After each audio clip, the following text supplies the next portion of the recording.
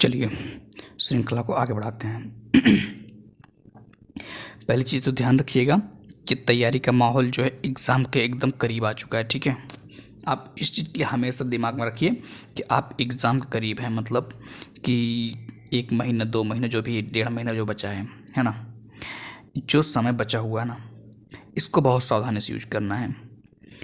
एक कहावत कही गई है कि आपने भी सुना ही होगा कि जब कहीं आग लगती है ना, तो वहाँ पर क्या होता है कि शोर मचाने वाले बहुत ज़्यादा लोग रहते हैं, पर आग बुझाते कुछ ही लोग हैं, है ना। तो ये बहुत बारीकी से आपको ये समझना है कि आपकी ज़रूरतों कौन पूरा कर रहा है और कौन केवल बस केवल जो है आपको प्रवचन दे रहा है, कहा ठीक है ऐसे कर लो वैसे कर लो, फलाना ढिकाना दुनिया भर चीज़ें हैं, ठीक है।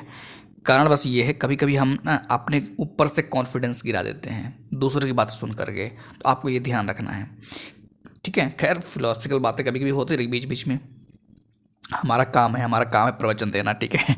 आराम से मैं जो है जब रिलैक्स होता हूँ तो फिर सोच जब पढ़ाता हूँ ना, तो फिर मुझे मतलब एक अलग लेवल की फीलिंग आती है, और इस अलग लेवल की फीलिंग में ना मुझे मतलब अच्छा लगता है ऐसी बातें जो मतलब फिलोसफी और थोड़ा सा होना चाहिए, क्योंकि ज़िंदगी में सब चीज़ें बहुत ज़रूरी होती है। कभी कभी हम इसको नकारते हैं लेकिन ये बहुत ज़रूरी होती है ज़िंदगी जीने के लिए, ठीक है। खैर टॉपिक को शुरू करते हैं। भारत का पहला एक्सरे पोलरीमीटर उपग्रह सफलतापूर्वक लॉन्च, ठीक है। ये आज उम्मीद है कि राष्ट्रीय वाला पूरा का पूरा पोर्शन हम कंप्लीट कर देंगे, उम्मीद यही है कंप्लीट कर देंगे, बाकी देखते हैं कंप्लीट हो जाता कि नहीं हो जाता है। चलिए क्या कहा, टॉपिक क्या है, भारत का पहला एक्सरे। अच्छा ये ध्यान रखिएगा, अच्छा भारत का पहला एक्सरे की बात हो रही है, हाँ। तो भारत का पहला एक्सरे पोलरीमीटर उपग्रह क्या है ये, उपग्रह ध्यान रखिएगा, उपग्रह सफलतापूर्वक लॉन्च, ये न्यूज है। इसका जो है पॉइंट क्या, अब पॉइंट हमारा आराम से डिस्कस करेंगे। आपको रिवीजन के बेसिस पे देखना है, या कहिए कि चलो नहीं पढ़ने मन कर रहा है इसलिए देख लेते हैं, एकदम मतलब क्लियर कट रही है ना। कहते हैं कि ना चमत्कार कभी भी ना यूनिक चीज़ से नहीं, चमत्कार हमेशा रेगुलर चीज़ों से ही होती है। खैर ये सब कहीं कहीं देखो होता क्या ना, पढ़ते पढ़ते ना कहीं कहीं कुछ बातें दिमाग में रहती है तो आ ही जाता है। अभी जब पूरा लेक्चर आप देखें ना, बीच बीच में मतलब आता है रहेगा, ये आदत है और कुछ नहीं, ये आदत है कि प्रवचन देना, मतलब कि बीच बीच में जब तक फिलोसफी के लिए 2-4 बातें नहीं आएगी मोटिवेशनल, तब तक खुद को थकावट लगने लगेगी, मतलब मुझे लेक्चर रिकॉर्ड करने में थकावट लगने लगेगी, तो ये सब बातें चलती रहेंगी। खैर भारतीय अंतरिक्ष अनुसंधान संगठन इसरो ने 1 जनवरी 2024 को अपना पहला एक्सरे पोलरीमीटर उपग्रह एक्सपोसैट को सफलतापूर्वक प्रक्षेपित किया, जो ब्लैक होल जैसी खगोलीय रचनाओं के बारे में कई जानकारियां उपलब्ध कराएगा। ये याद रखिएगा, मेन पॉइंट क्या है, एक्सपोसैट, ये ध्यान रखिएगा, ये ध्यान रखिएगा। उसके बाद 1 जनवरी 2024 को अपना पहला किसने किया, इसरो ने किया है, थोड़ा सा ये। उसके बाद क्या आता है, उसके बाद का पॉइंट है ये वाला, इसरो के अत्यंत विश्वसनीय ध्रुवीय उपग्रह प्रक्षेपण वाहन कौन सा, PSLV C58, PSLV C50, PSLV ध्यान रखिएगा, है ना। पता चला PSLV चाहे GSLV याद आ रहा है, तो इसी ध्यान रखिएगा। क्या कहा, PSLV C58 द्वारा पहले लॉन्च पैड से उड़ान भरने के बाद प्राथमिक एक्सरे पोलरीमीटर उपग्रह एक्सपोसैट, ये ध्यान रखिएगा क्या है, एक्सपोसैट एक्सरे पोलरीमीटर सैटेलाइट, ठीक है। थोड़ा सा ये चीज़ को पृथ्वी की 650 किलोमीटर निचली कक्षा में स्थापित किया गया है, ठीक है। उसके बाद क्या है, ये वाला पॉइंट देखिए, एक्सरे पोलरीमीटर सैटेलाइट एक्सपोसैट का उद्देश्य अंतरिक्ष में तीव्र एक्सरे स्रोतों के ध्रुवीकरण की जांच करना है। क्या करना है, काम ध्यान दीजिएगा, एक्सरे पोलरीमीटर सैटेलाइट क्या करता है, एक्सपोसैट, कभी कभी ना ये केवल शॉर्ट वाला ही दे देगा, और आपको ये पता करना है एक्सपोसैट का मतलब क्या है, तो ये ध्यान रखिएगा, एक्सरे पोलरीमीटर सैटेलाइट। तो जब तक आपको इसका फुल फॉर्म ही नहीं पता रहेगा ना, तब तक आप कैसे बताओगे, सवाल ये है कैसे आप समझाओगे, मतलब खुद को कैसे समझोगे कि मतलब कि क्या पूछ रहा है ये, ठीक है। तो ध्यान रखिएगा, का उद्देश्य क्या है, अंतरिक्ष में तीव्र एक्सरे स्रोतों के ध्रुवीकरण की जांच करना, अंतरिक्ष में तीव्र एक्सरे स्रोतों की, ध्यान रखिएगा जी, ठीक है। उसके बाद क्या आता है, उसके बाद का पॉइंट है ये, कहाँ गया ये वाला, इसरो के अनुसार यह आकाशीय स्रोतों से एक्स रे उत्सर्जन के अंतरिक्ष आधारित ध्रुवीकरण माप में अनुसंधान करने वाला अंतरिक्ष एजेंसी का पहला समर्पित वैज्ञानिक उपग्रह है। याद रखिएगा। वैसे देखिए ये सब चीज़ क्या है ना, ये सब चीज़ आपके यूपीएससी में भी काम आएगा, तो आप इस चीज़ को नज़रअंदाज मत करिए कि नहीं केवल इसी के लिए पढ़ रहे हैं, ये सब चीज़ आएगा, बहुत इंपॉर्टेंट न्यूज़ है ये, ठीक है। एक्सरे ध्रुवीकरण आकाशीय स्रोतों के विकिरण तंत्र और ज्यामिति की जांच के लिए एक महत्वपूर्ण नैदानिक उपकरण के रूप में कार्य करता है, ठीक है ना। अच्छा, ऐसा लग रहा होगा ना कि पढ़ा जल्दी जल्दी बोल के चले जा रहे हैं ना, नहीं ऐसा नहीं है, ये अभी अपने अपने फॉर्म में आ ही जाएगा, धीरे धीरे बोलते बोलते ना चीज़ें आ ही जाएंगी। एक्सपोसैट का प्राथमिक पेलोड ये ध्यान रखिएगा, है ना। ये मेंस वाले जो लोग मेंस दे रहे हैं उनके लिए तो ये बात पता होना चाहिए, जो लोग ये 2024 वाला मेंस देंगे ना यूपीएससी का, उनकी बात पता होना चाहिए कि एक्सपोसैट का प्राथमिक पेलोड पॉलीएक्स, क्या, एक्सरे पोलरीमीटर उपकरण पॉलीएक्स है। एक्सपोसैट का प्राथमिक पेलोड, समझ रहे हैं ना, प्राथमिक पेलोड क्या होता है, प्राथमिक पेलोड पॉलीएक्स, और पॉलीएक्स का मतलब क्या होता है पता होना चाहिए। अगर इससे आपको जो है एमसीक्यू बना दिया जाए तब भी सही है कि हाल ही में चर्चाओं में था पॉलीएक्स क्या है ना। तो यहाँ पर भी आपका एक क्वेश्चन बनता है कि एक्सपो का जो है एक्सपोसैट है क्या है, प्राथमिक पेलोड है, ठीक है ना, जिसे रमन रिसर्च इंस्टीट्यूट द्वारा बनाया गया है और यूआर सैटेलाइट सेंटर बेंगलुरु द्वारा क्या किया गया है, निर्मित एक्सपोसैट द्वारा पोलरीमेट्री मापदंडों को मापने के लिए डिजाइन किया गया है। मिशन की अवधि लगभग कितनी है, मिशन की अवधि है लगभग 5 वर्ष, ठीक है। मिशन की अवधि कितनी है, लगभग 5 वर्ष, ठीक है। 5 वर्ष वही कि जैसे कि राजनेताओं का 5 वर्ष याद रखते हैं वैसे इनका भी याद रखिएगा, कोई बहुत बड़ी चीज़ थोड़े है कि ये नहीं याद रहेगा, ये भी याद रहेगा, ठीक है। उसके बाद क्या आता है, भारतीय अंतरिक्ष विभाग के चंद्रयान 3 और आदित्य L1 मिशन के बाद यह देश के अंतरिक्ष में अगला ऐतिहासिक कदम होगा।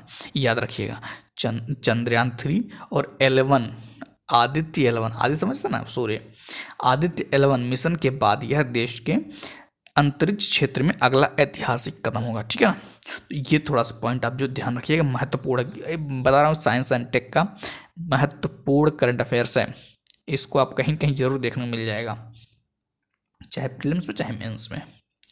इस उपग्रह के माध्यम से भारत संयुक्त राज्य अमेरिका के बाद हमारी आकाश गंगा में ब्लैक होल और न्यूट्रॉन तारों का अध्ययन करने के लिए एक विशेष खगोल विज्ञान वेधशाला वाला दुनिया का दूसरा देश बन गया है। ये भी आपका अचीवमेंट दूसरा है ना, कि विशेष खगोल विज्ञान वेधशाला वाला, है ना, क्या क्या, अमेरिका के बाद, ठीक है ना।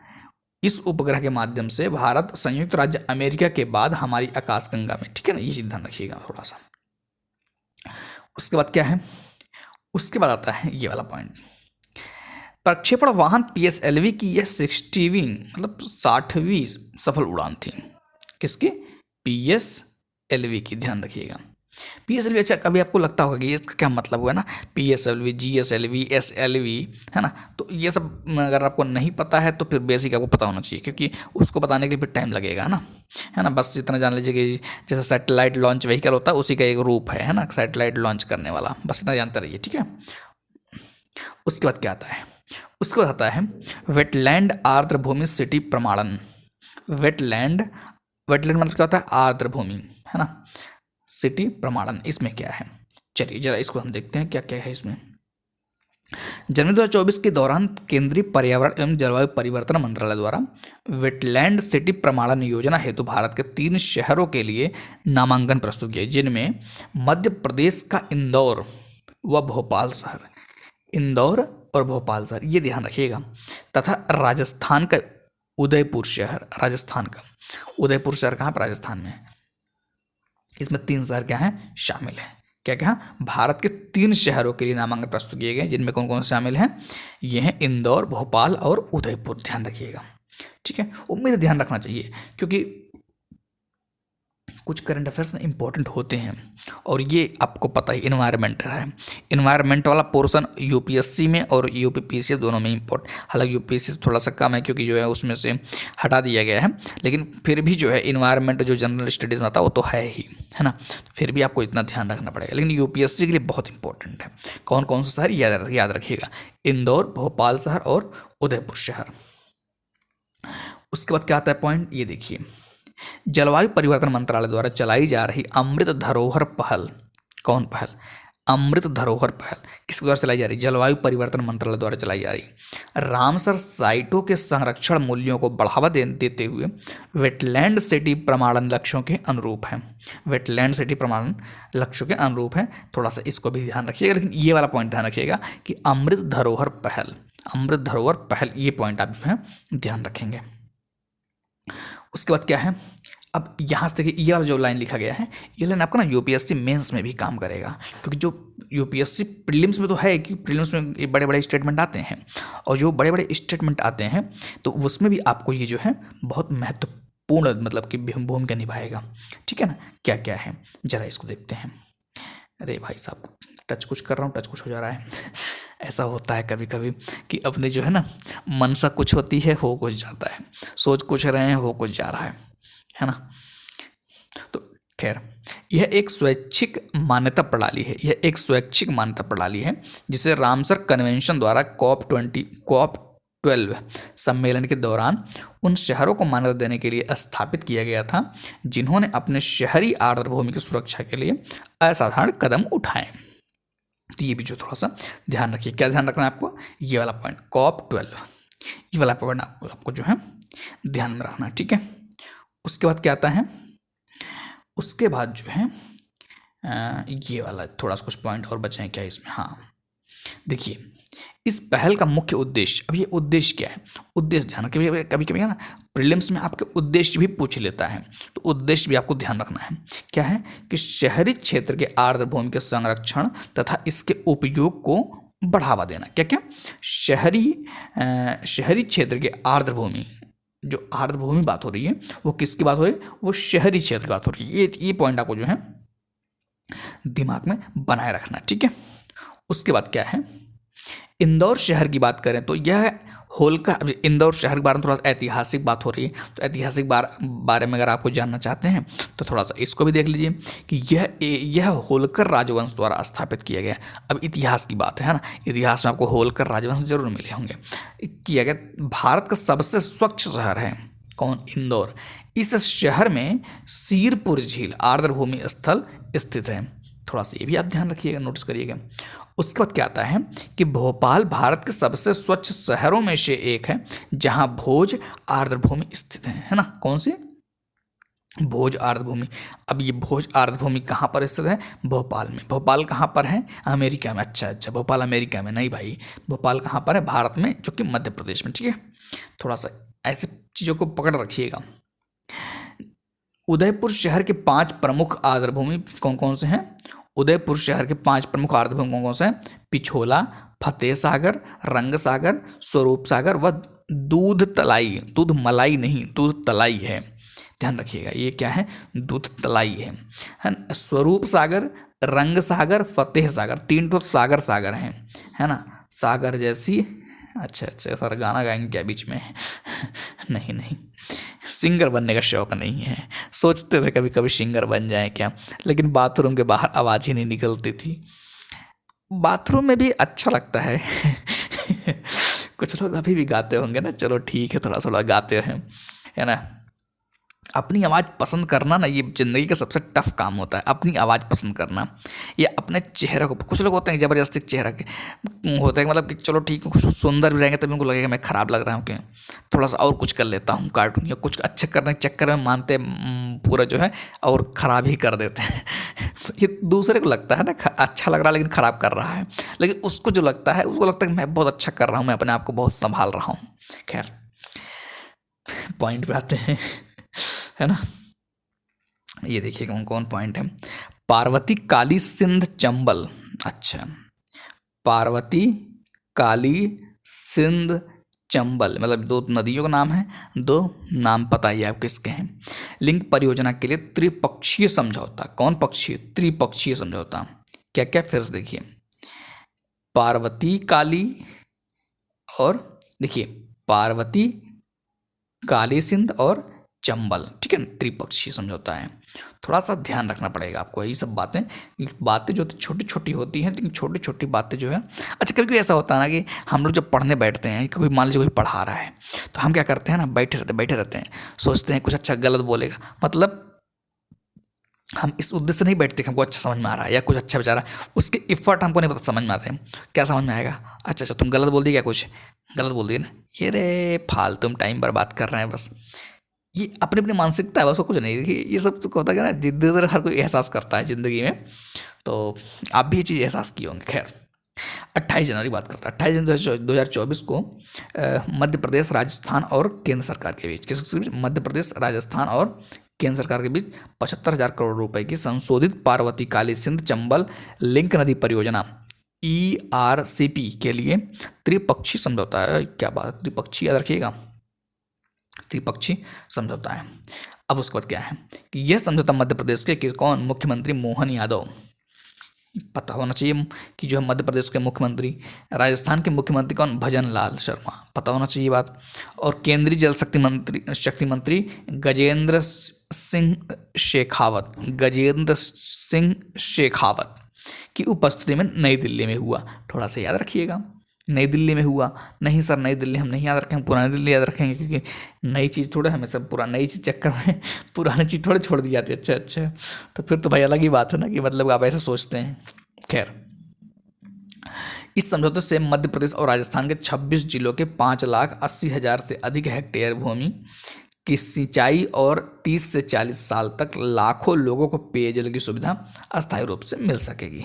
ठीक है, न्यूज़ तरफ पढ़ना है क्या सर, कभी कभी मूड बन जाता है न्यूज़ तरफ पढ़ते हैं, है ना। ये पढ़ाने का ना जो शैली होती है ना, एक अलग लेवल की होती है। अभी तो चलो ठीक है भाई, जो चल रहा चलने दे रहे हैं, फिर इसके एडवांस वर्जन पे आएंगे फिर देखिए। खैर इस परियोजना पर खर्च होने वाली राशि का 90% केंद्र सरकार और 10% राज्य सरकार वहन करेगी। ये पॉइंट आप ध्यान रखिएगा, 90% कौन सा खर्च करेगा, केंद्र सरकार करेगी, और 10% कौन करेगा, राज्य सरकार करेगी।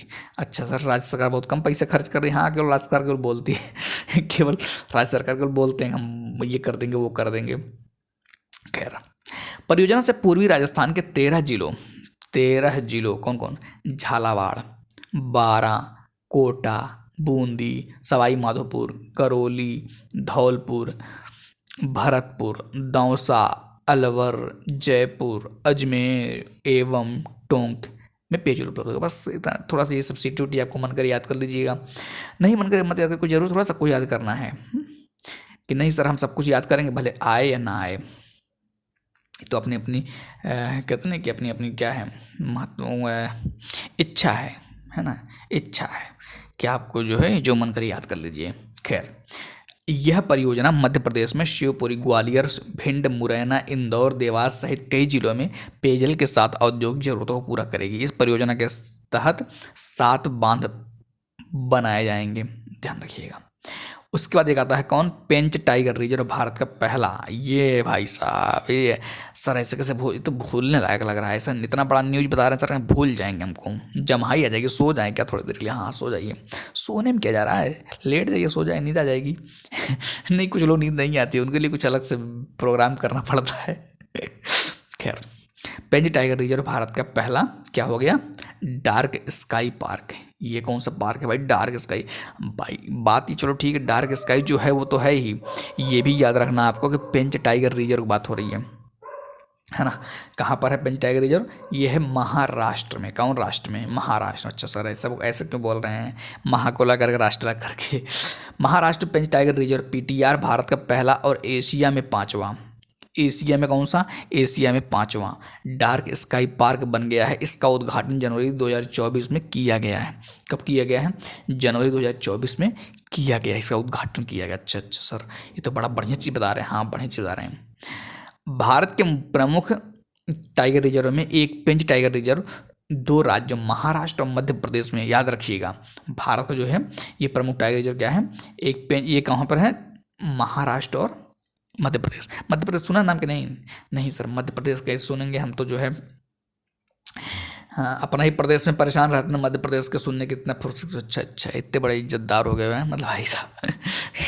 देश दुनिया की खबरों को जानना जरूरी है, देश दुनिया को समझना जरूरी है ना।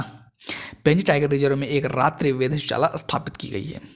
पेंच टाइगर रिजर्व में एक रात्रि वेधशाला स्थापित की गई है और यहाँ बाघोली के निकट का क्षेत्र तारा अवलोकन के लिए निर्दिष्ट किया गया है। किसके लिए निर्दिष्ट किया गया? तारा अवलोकन के लिए, ठीक है। उसके बाद क्या आता है, ये वाला पॉइंट ध्यान रखिएगा कि डार्क स्काई पार्क एक ऐसा क्षेत्र है जो आमतौर पर किसी पार्क या वेधशाला के आसपास होता है।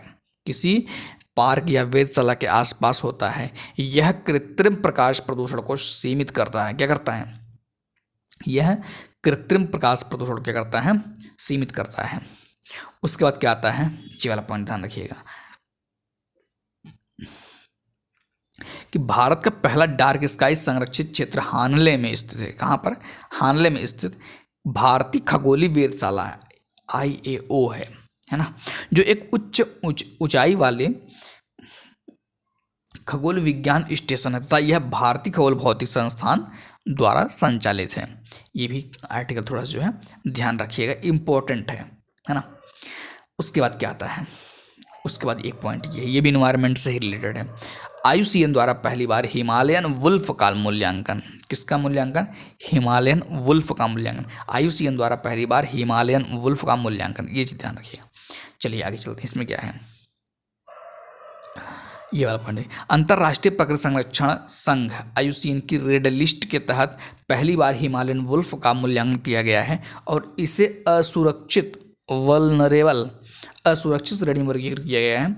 इस श्रेणी के लिए इसका मूल्यांकन 27 जून 2023 को किया गया था, ठीक है।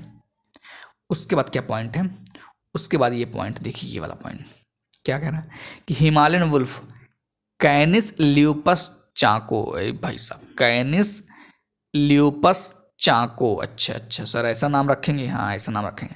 हिमालय में पाया जाने वाला एक प्रमुख ल्यूपिन शिकारी है। आकार के आधार पर इसकी अनुमानित आबादी कितनी है? 2275 से 3792 के मध्य। बस थोड़ा सा ये भी ध्यान रखिएगा। इसे तिब्बती भेड़िया भी कहा जाता है। कौन से भेड़िया? तिब्बती। ये कौन सा भेड़िया सर? याद रखिए थोड़ा सा, जो 4000 मीटर से अधिक ऊंचाई पर होता है। अच्छा, आकाश में रहने का ख्वाब है क्या? हाँ भाई, ये आनुवांशिक रूप से भूरे भेड़ियों से भिन्न होते हैं। भेड़ियों से भूरा जो भेड़िया होता है इससे भिन्न होते हैं आनुवांशिक रूप से। अब ये आनुवांशिक पता होगा, मैं उम्मीद करता हूँ कि आपको आनुवांशिक पता होगा, है ना। उसके बाद क्या आता है, उत्तर भारत में केंद्र शासित प्रदेश लद्दाख और पूर्वोत्तर हिमाचल प्रदेश के लाहौल और स्पीति क्षेत्र में पाए जाते हैं। तो थोड़ा सा भी जो है आप ध्यान रखिएगा, ठीक है। उसके बाद क्या है, ये देखिए ये वाला पॉइंट बस ऐसे ही याद रख लीजिएगा। एक लाइन में बोलूँगा कि प्रधानमंत्री मोदी ने तालाबीरा थर्मल पावर प्रोजेक्ट पर की आधारशिला रखी। किसकी? प्रधानमंत्री मोदी ने तालाबीरा, ताला भी है बीरा भी है सर। ताला तो समझ में आता है, चलो ताला तो याद रहेगा कि प्रधानमंत्री जी ताला खोलेंगे, लेकिन उसके बाद नहीं समझ में आता है। उसके बाद थर्मल याद रखिएगा। तालाबीरा थर्मल पावर प्रोजेक्ट की आधारशिला रखिए, ठीक है। प्रधानमंत्री नरेंद्र मोदी ने 3 फरवरी 2024 को ओडिशा के संबलपुर में Neyveli lignite corporation India limited, है ना, इसके बारे में है। तो आप थोड़ा सा इसको जो है मन करे पढ़ लीजिएगा, मन करे कोई बहुत, हालांकि आंकड़े हैं तो आंकड़े थोड़ा सा जो है पढ़ लेंगे तो याद रहेगा, ठीक है ना। ये वाला पॉइंट थोड़ा जो है आप खुद से पढ़ लीजिएगा, ठीक है। तो उसके बाद क्या है, ये वाला पॉइंट देखिएगा, ठीक है ना। उसके बाद जो है ये वाला पॉइंट थोड़ा सा ध्यान रखिएगा। उसके बाद जो है ये महाराष्ट्र के सांगली जिले में, महाराष्ट्र के, पहले तो ये बात पता होना चाहिए कि सांगली जिला जो बात हो रही है महाराष्ट्र में। जब ऐसा क्वेश्चन आएगा ना सांगली कहाँ पर है, जब आपको मैचिंग के लिए आ जाएगा ना तो आपको ये समझ में नहीं आएगा कि आखिर इस तरह से अगर क्वेश्चन बनेगा तो फिर कैसे कौन करेगा। ऐसे क्वेश्चन जो करंट अफेयर्स होते हैं, ठीक है, तो इतना थोड़ा सा ध्यान रखिएगा कि महाराष्ट्र के सांगली जिले में नए अटपाडी संरक्षण रिजर्व, कौन? अटपाडी नाम सुना है, ये क्या कौन सा नाम है, थोड़ा ध्यान रखिएगा कि महाराष्ट्र के सांगली जिले में नए अटपाडी संरक्षण रिजर्व की घोषणा, अटपाडी संरक्षण रिजर्व की घोषणा, ठीक है। चलिए थोड़ा सा ध्यान देते हैं इस पे। महाराष्ट्र सरकार ने जनवरी 2024 में सांगली जिले के अटपाडी क्षेत्र में एक नए संरक्षण रिजर्व की स्थापना की घोषणा की है, जिसका नाम क्या है? अटपाडी। अरे भाई, तो नाम ही अटपटा लग रहा है सर अटपटा नाम से याद कर लें क्या? अटपाडी नहीं, बेइज्जती मत करो भाई, अटपाडी अटपटा नहीं, ऐसा ना करिए। बस इतना ध्यान रखिएगा कि ये महाराष्ट्र में है, अटपाडी संरक्षण रिजर्व, है ना, कोई बात नहीं। बाकी यह महत्वपूर्ण विकास क्षेत्र में वन्य जीव और जैव विविधता के संरक्षण की दिशा में एक कदम है। अटपाटी संरक्षण रिजर्व सांगली जिले की वन भूमि में स्थित है। कहाँ पर? सांगली जिले की वन भूमि में स्थित है। यह एक महत्वपूर्ण पारिस्थितिक पुल है ना। और कुछ भी क्या? और तो नेक्स्ट पेज में होगा, ये देखिए, है ना, बनाता है जो पश्चिम में मैनी संरक्षण क्षेत्र को उत्तर पूर्व में मालधोक, भाई साहब मालधोक मतलब क्या क्या नाम रखते हैं, मालधोक पक्षी अभ्यारण्य से जोड़ता है। यह कनेक्टिविटी क्षेत्र में वन्य जीवों की आवाजाही और आनुवंशिक विविधता के लिए महत्वपूर्ण है। तो थोड़ा सा वैसे जो है ध्यान रखिएगा। उसके बाद क्या पॉइंट है? जैव रिजर्व विविध प्रकार की वनस्पतियों और जीवों की मेजबानी करता। अच्छा हाँ, जैव रिजर्व पॉइंट ये याद रखिएगा कि जैव रिजर्व की जब बात होगी तो अगर ऐसा क्वेश्चन बनेगा तो क्या आप कर पाएंगे? नहीं कर पाएंगे। कि जैव रिजर्व विविध प्रकार की वनस्पतियों और जीवों की मेजबानी करता है। इसमें 3 प्रकार के वन क्षेत्र शामिल हैं: अर्ध सदाबहार वन, पर्णपाती और शुष्क पर्णपाती और शुष्क पर्णपाती। उसके बाद ये देखिए, थोड़ा सा आंकड़े हैं, आंकड़े और थोड़ा सा पढ़ लीजिएगा जब मन करे तो। अटपाडी संरक्षण रिजर्व का एक मुख्य उद्देश्य विभिन्न स्तनधारी जैसे भेड़िया, सियार, हिरण, लोमड़ी, सीवेट, खरगोश और अन्य प्रजातियों के आवास को संरक्षित करना है। रिजर्व की स्थापना इस वन्य जीव गलियारों के संरक्षण में महत्वपूर्ण भूमिका निभाएगी। बस थोड़ा सा वैसे जो है ये ध्यान रखिएगा। ध्यान का मतलब ये आप सुन लेंगे, बस वैसे वहाँ पे जाकर चले जाएंगे, इतना तो मतलब होता ही है कि आप सुने भी रहेंगे तो दिमाग अपने आप काम करता है, हर चीज़ दिमाग में नहीं रखी जाती है। यह रिजर्व एक महत्वपूर्ण क्षेत्र फैला हुआ है और एक समृद्ध पारिस्थितिक टेपेस्ट्री की विशेषता है, जो महाराष्ट्र के समग्र पर्यावरणीय स्वास्थ्य और जैव विविधता में योगदान करता है। थोड़ा सा ये भी मन करे थोड़ा सा अच्छा अंदर सा होगा, ये तो भाई मैं भी कर लूँगा, जब ऐसी याद ही करना तो मैं तो खुद ही कर लूँगा। हाँ आप भी कर लेंगे। तो सर नया क्या कर रहे हो? नया बस यही है कि जब आप पेपर में बैठेंगे या जब आप टेस्ट देंगे ना, हो सकता है हमारी 2-4 बातें 2-4 शब्द ना आपको याद रहे, है ना। कहते ना जब खुद से पढ़ने से नहीं समझ में आ रहा है या याद नहीं हो रहा या मतलब कि क्लियर नहीं हो रहा ना, तो ट्राई करना चाहिए किसी दूसरे की आवाज़ सुन करके, है ना। दूसरे की आवाज़ सुन करके भाई साहब ना आदमी इमोशनल हो जाता है कभी कभी, है ना।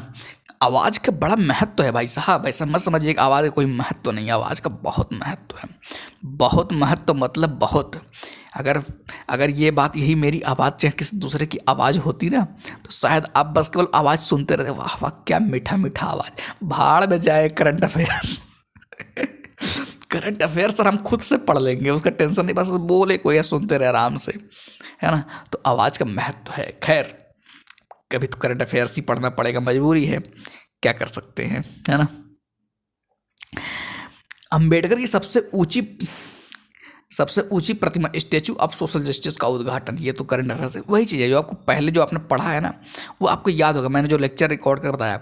अब आप सोचते हैं कि नहीं सर मुझे केवल मैं यही पढ़ लूँ टॉप कर जाऊँ। हाँ भाई फिर तो ठीक है, मतलब कि कब तक दुनिया को बेवकूफ़ समझेंगे दुनिया में बहुत लोग टैलेंटेड बहुत एडवांस है, ये चीज़ ध्यान रखिए हमेशा। आप सोच रहे हैं कि आपको शॉर्टकट, अच्छा अभी भी कुछ लोग होंगे शॉर्टकट ढूंढ रहे होंगे, कुछ शॉर्टकट मिल जाता ना मज़ा आ जाता। मैं तो जाता हूँ अकेले करके चला आता क्वेश्चन, बाकी ठीक है सब फेल हो जाते हैं। हाँ हाँ ऐसा ही होगा तो फिर ठीक है। बाकी जो 8 साल से 6 साल से तो बैठ तैयारी कर रहे हैं उनका क्या है, वो लाइन रटे होंगे, जाकर पूछ लीजिएगा उनसे। आयोग उन्हीं लोगों से परेशान रहता है कि इनके लिए क्या क्वेश्चन बनाए कि न कर पाए तो हल्के में न लीजिए, ठीक है। खैर आंध्र प्रदेश तत्कालीन मुख्यमंत्री YS जगन मोहन रेड्डी ने क्या विजयवाड़ा के स्वराज मैदान में 19 जनवरी 2024 को बी.आर. अम्बेडकर की 206 फीट ऊंची कांस्य प्रतिमा का उद्घाटन किया और इससे सामाजिक न्याय की सबसे बड़ी मूर्ति होता है। याद रखिएगा, सबसे पहली बात कहाँ को हो रही है? आंध्र प्रदेश। ये भी ध्यान रखिएगा, ये ध्यान रखिएगा। बाकी मूर्ति किसकी है उसको ध्यान रखिएगा, ठीक है ना। ये सब कुछ पॉइंट जो है आपको ध्यान रखना है। और सामाजिक न्याय, ये वाला पॉइंट भी आपको जो थोड़ा सा ध्यान रखिएगा। याद रहेगा तो ना अपच नहीं करेगा। अच्छा, अपच कर देगा क्या? सर मुझे लगता है कि ना मेरा पेट भर गया है, अब बाहर जाना पड़ेगा। अच्छा, करंट अफेयर्स है इतना भारी करंट अफेयर्स हो गया है। खैर, इस प्रतिमा का निर्माण पूर्णतः मेड इन इंडिया प्रोजेक्ट के तहत किया गया है। पता होना चाहिए ये बात। पूर्णतः ऐसे स्टेटमेंट आ जाएगा ना, कन्फ्यूज हो जाएगा आदमी। अच्छा, पूर्णतः बहुत गलत होगा। अच्छा, पूर्णतः गलत होगा, अपने से मान लिए। यूपीएससी वाले इसी में चकमाचूर हो जाते हैं। अच्छा, अपना दिमाग लगा देते हैं। खैर, मूर्ति के परिसर अम्बेडकर के जीवन को दिखाने के लिए एलईडी स्क्रीन लगाई गई है। यहाँ पर 2000 लोगों के बैठने की क्षमता वाला एक केंद्र भी है, ठीक है ना। उसके बाद स्टैचू ऑफ सोशल जस्टिस नाम वाली इस मूर्ति का निर्माण प्रसिद्ध मूर्तिकार राम सुतार, मैं शायद ये जब 2023 में पढ़ा रहा था ना, 2023 में, उस समय मैंने देखिए वीडियो नहीं, मतलब मैं पढ़ा रहा था, इसको मैंने खूब हाईलाइट किया था। राम सुतार ये कई मूर्तियों को बनाए हुए हैं एक ही नहीं, ये भाई कई मूर्ति, बट टैलेंटेड आदमी है ना, जिन्होंने सरदार पटेल, लिखा भी है इन्होंने कि जिन्होंने सरदार पटेल की भी प्रतिमा का जो है निर्माण किया था। मतलब देख रहे हैं, टैलेंट इसे बोलते हैं। टैलेंट इसे नहीं बोलते हैं सर। मुझे करंट अफेयर नहीं समझ में आ रहा। अच्छा, करंट अफेयर नहीं समझ, क्या पढ़ोगे सर? मैं सोच रहा हूँ सर ना, कोई अब ये आप कोई न्यूज ही नहीं बता रहे हैं कि उसके बीच का अफेयर्स खराब हो गया। सर आप ये बता ही नहीं रहे हैं कितने लोग गंगा में डुबकी लगाने गए थे, मर गए।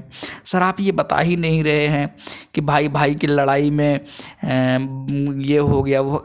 आपको करंट अफेयर्स को पढ़ने वाली बात बता रहे हैं तो अब ऐसे, मतलब इससे अच्छा आप न्यूज़ पर देखिए। न्यूज़ में जो गरम मसाला एकदम तड़का लगा के आता है, फिर आप सुनेंगे ना, आपका सर दर्द तो क्या कहें, इस पर छोड़िए, बड़ी बड़ी बातें हो जाएंगी भारत का पहला ग्राफीन केंद्र, भारत का पहला ग्राफीन। अब ग्राफीन की तरफ सुने नहीं होंगे, कहाँ सुनेंगे? जब उल्टा पलटा चीज़, जब वही कहा कि जब पढ़ने की उम्र में पढ़े नहीं जनाब तो क्या होगा। खैर देखिए, हंसी मजाक चलता रहेगा मेरा, है ना, मेरी आदत है।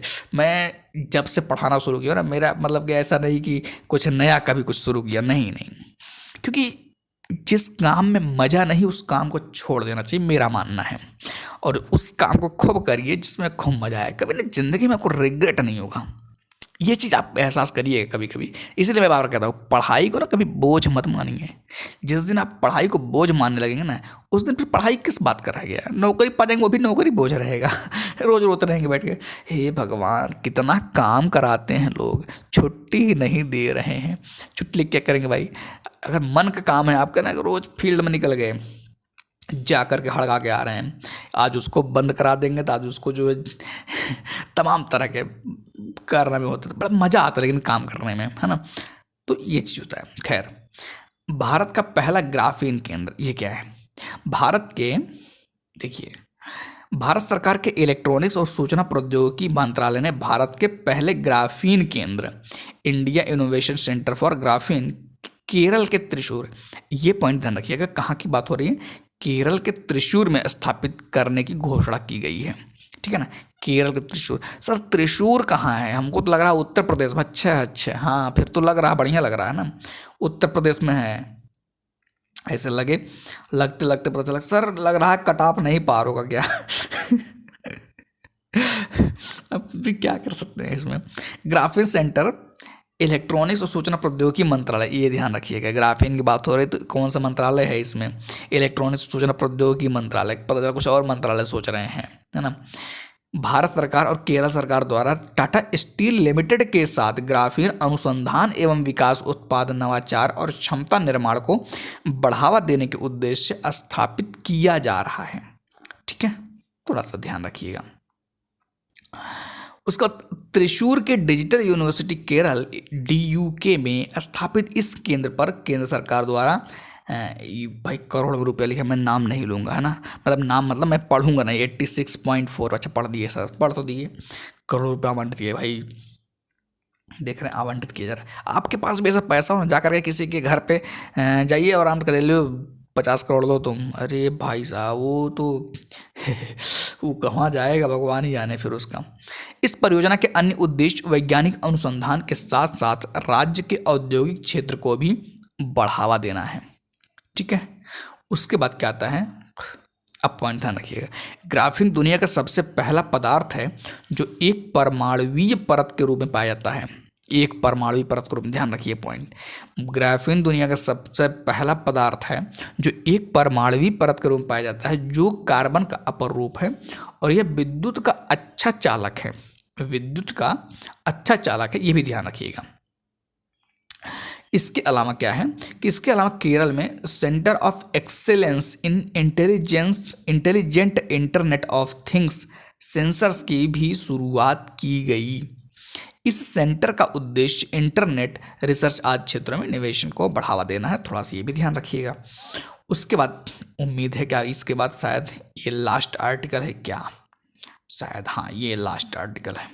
उसके बाद हम कल से शुरू करेंगे, नेक्स्ट वाले लेक्चर से अंतर्राष्ट्रीय मुद्दे शुरू होंगे, ठीक है, अंतर्राष्ट्रीय के बारे में चर्चा होगी। थोड़ा देखिए सब चर्चा कर दूंगा मैं, टेंशन मत लीजिए, बस आप लगे रहिए आराम से। आर्थिक भी हो जाएगा, साइंस टेक भी अगर होगा कुछ हो जाएगा, जो मतलब जो भी चीज़ें रहेंगी बढ़िया, मतलब सब कवर हो जाएगा। तब तक क्या पता नई आ जाए करंट अफेयर्स की कोई बुक, वो भी कवर कर दूंगा। भारत और इटली के बीच प्रवासन और आवाजाही समझौते को कैबिनेट की मंजूरी, अच्छा भारत और इटली के बीच, ये कौन सर, ये कौन है, इटली है, अच्छा अच्छा सर इटली मैंने सुना था कहीं पर, शायद मैं फेसबुक पर करंट अफेयर्स पढ़ रहा था फेसबुक पर करंट अफेयर्स पढ़ेंगे तो भाई तो बात है, फिर तो बहुत कुछ सुनेंगे, बहुत कुछ देखेंगे, है ना।